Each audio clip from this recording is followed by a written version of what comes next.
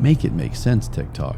Unless you're a part of their influencer elite class, or you bring in a lot of ad revenue, you're held to a different standard. The rules do not apply equally. They apply algorithmically. You like that? TikTok is not becoming a free speech platform. It's becoming a controlled speech platform with just better PR. True free speech doesn't mean you're safe when you're popular. It means you're equal when you're not. Hey guys, May the 15th, it reached 100 degrees here in Dallas, Texas. The summer is upon us. I'm fed up with TikTok, and so I feel like a few things need to be said. I want to talk about the hypocrisy.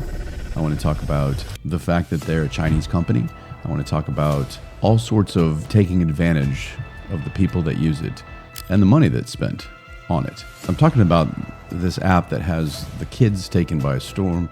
I'm talking about the app that made Addison Rae famous for lip syncing in her sweatpants. And they're now pretending they're the next free speech frontier. They've restructured their U.S. Content Advisory Council to look more diverse, and not in the usual DEI checkbox kind of way. This time it includes libertarian and conservative voices to add on to their already liberal voice. And to that I say, adorable. We're going to take a real look at what's actually going on. Let's roll. TikTok's Content Advisory Council now features names like David Insura, I think I said that right, and Corbin Barthold. And these guys openly advocate for free speech. The headline reads like a win. TikTok moves toward open dialogue. The translation, TikTok is scrambling to avoid another U.S. government crackdown. Because let's be honest, they don't care about your voice, they care about not getting banned. The United States makes up quite a bit of that platform. There's a reason this move and their strategy is happening right now. TikTok's parent company, ByteDance, is under fire. The result of the Supreme Court ruling in TikTok v. Garland upheld the constitutionality of federal law. The U.S. government basically said, sell it, we'll shut you down. Suddenly, magically, TikTok became the champion of American values. Please, this isn't freedom. This is survival instinct in a suit. Here's where it gets personal to me. I'm a small-ish podcast. I've got a base, but I'm always trying to grow that base, like anybody would. I've been flagged repeatedly on TikTok. Videos pulled down, strikes against me, suspensions for a couple of days, community guideline strikes, and then no explanation. Occasionally they'll say, drug policy was broken when all I did is bring awareness to an opioid problem we have in this country. But apparently I'm pushing drugs. That's the point. Context is void. There's no human review right away. It's just a bot that can't tell satire from sedition. And don't even try and write them to explain. I've done this many times. It's a fucking quest. Frodo had an easier time getting to Mordor. It's about context. I would love to explain, hey, look, I think your algorithms misread what I was trying to say. I was simply saying that we need to be aware that there's a drug issue. Having a picture of somebody using drugs is called impactful. It's an aesthetic. It's a visual effect, if you will, to try and get people to pay attention. That's what you want on your platform, I thought. I'm not breaking anything. I'm not saying, hey, check this out. This looks fun. Make it easier to get a hold of somebody if you're going to do this. And meanwhile, there are literally live users side by side that do these live, and they come in together. Both their accounts are on the screen, and they're arguing mostly these days about politics. I mean, you had, leading up to the debate, you had, for a while, it was Biden and Trump. Then you had Harris and Trump, people arguing. And the backgrounds were red and blue for the different parties. And then you had people coming in and typing in and saying whatever.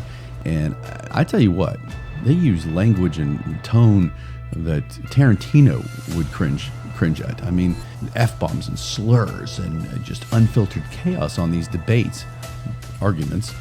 No flag, no ban, no nothing. They get away with it on the live shows. But I call someone daft in a comment with text to someone responding to my video, and boom, violation. Make it make sense, TikTok.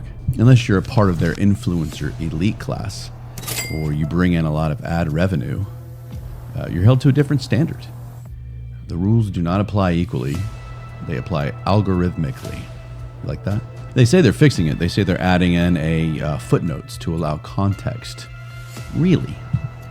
Then why is my context buried even after my appeals are approved? I'll submit an appeal, and 90% of the time, about 5 minutes later, they're like, yeah, okay, click. They bring it back. But the views, dead. The reach, gone. It's like starting all over. It's like TikTok's algorithm holds a grudge because I may or may not have broken their rules. And then you have to dig out of the hole and get people to start viewing again. Here's the kicker. Once it happens, there is no way back. You can't reset. It's not redemption. TikTok doesn't say, we're sorry, maybe we'll toss it out to a few more people for you. The account is just quietly like throttled, sitting in void somewhere until you, again, work your way back out. It's like starting over, and it's frustrating. And this is from the platform, by the way, who admittedly brags about how much it censors. Check this out. 2024 alone, TikTok removed over 500 million videos for violating its policies. That's 500 million videos, not flagged or reviewed, just yanked, removed. But tell me again how they're becoming a free speech platform. They've also poured over $2 billion into trust and safety. What does that buy you exactly? Endless hate speech refreshers, implicit bias training, and course materials so watered down it could have been written by a HR bot in San Francisco. They claim they're fighting anti-Semitism and Islamophobia, which, fine, great. But what are they really fighting? Context, nuance, and anyone who doesn't fit with their ideological playbook. Because what looks like safety on the surface often just means more ways to censor the wrong opinions. Let's talk about China. I've been waiting for this. Is it a conspiracy lane? I don't know, is it? TikTok is owned by ByteDance. ByteDance is based in China. It's no secret that China-US relationships aren't the best. TikTok is no different. Do you really think that government wants free speech flourishing through their platform from the USA? I don't think so. They claim political content violates their rules. And besides those live debates I just mentioned previously, let's talk about their hashtags. Hashtag politics, 4.5 million posts. Hashtag politics TikTok, 316,000 posts. Hashtag TikTok politics, reverse it, 30,000 posts. And that's just what they didn't scrub. So either they're incompetent or their no politics rule means no politics that make China look bad. They want us fighting. They love watching our country yell at each other and hate our president and love our president. Trust me, I've seen creators silenced for daring to mention Taiwan, the CCP, or anything that disrupts their narrative. Meanwhile, domestic outrage and culture war content, push it, promote it, let it burn. Let's not ignore the timing either. The moment the US ramps up tariffs and cracks down on Chinese tech, TikTok starts parading around like it's the Statue of Liberty. We're out here taxing EVs and semiconductors, and what we need to be doing is tariffing digital propaganda while we're at it. TikTok's idea of free speech is to post anything as long as it's not inconvenient for Beijing. TikTok's pretending they're the problem and the solution. They censor speech and create councils to review the censorship. They build algorithms to flag nuance, then act shocked when the creators leave. And now they want to say, we're becoming a platform for open debate. What they really mean is, we'll tolerate more opinions as long as it doesn't interfere with our revenue or Beijing's mood. So no, TikTok is not becoming a free speech platform. It's becoming a controlled speech platform with just better PR. And if you've ever had content flagged for literally nothing, then you already know this, and you're frustrated like I am. So much so that I felt like I needed to do a show about it. True free speech doesn't mean you're safe when you're popular. It means you're equal when you're not. If you've ever felt shadowbanned, silenced, gaslit by a robot, you're not crazy. You're not alone. Go on TikTok. Try and find me there if you want. Stay in the Gray podcast. You already know that. Hit likes, share it, move this around, and let's stand up to this a little bit. They're not going to like this. I don't plan on promoting it there. But again, we're all in this. I mean, we're Americans, and yes, it's TikTok, but it's still an example of being taken advantage of with an addiction in this world, which is social media, scrolling through shorts and reels and all these things. And if we're going to be on that platform, then we need to know what's going on. We need to feel comfortable with it, and we need to know that our opinions are equal to anybody else's.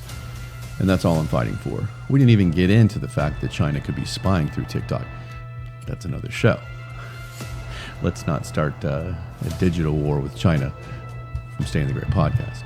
But again, share it, tag it, hit me up on YouTube and TikTok, and hit me up on Instagram and Facebook and all the above. X. I'm flying around X like it's that place is insane. That's a whole nother topic. Free speech is definitely allowed there, let me tell you.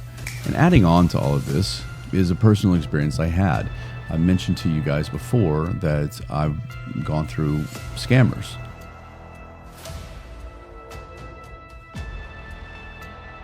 And one of them, the main one, started on TikTok, where they're feeding on people like me, people like us who are complaining and who are privy to their hypocrisy in the way that they run things.